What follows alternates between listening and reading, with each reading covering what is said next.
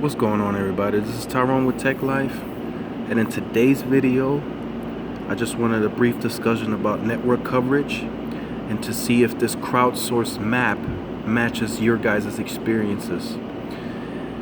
So here, the first one we're looking at is AT&T's coverage.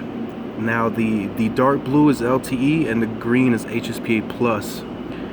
Now from the looks of this map here, the crowdsourced data, it does show AT&T to have the West Coast very well covered.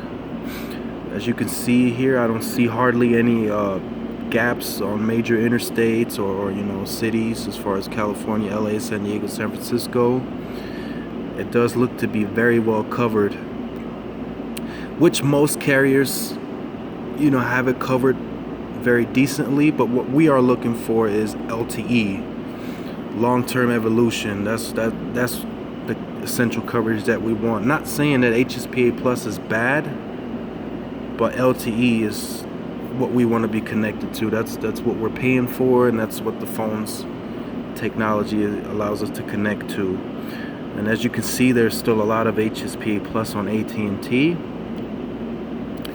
All right, next let's see here. Now this is what I like to see. Now on the East Coast and the Midwest, AT&T has a lot of LTE coverage.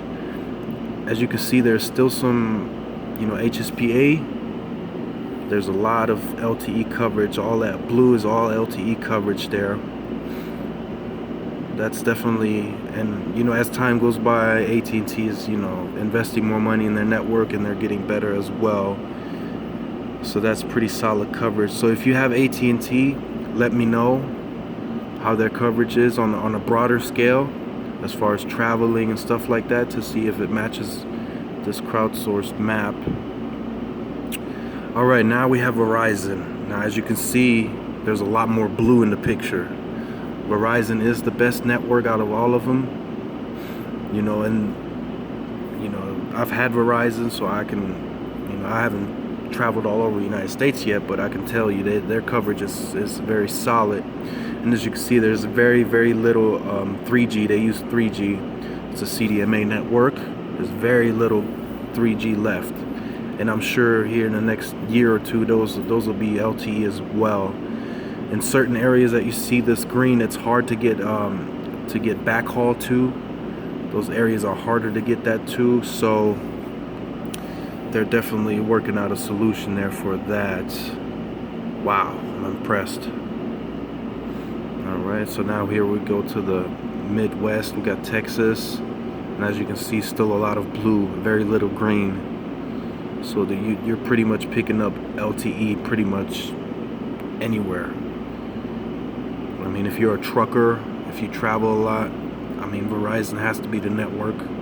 I know they're expensive, and they're data caps and whatnot, but and I like their new plans, but I just don't like the fact that they throttle you after you run out of your gigabytes.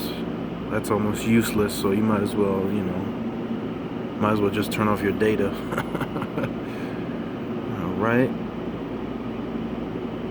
Yeah, as you can see, I mean, there's a lot of blue and a lot less green than on AT&T.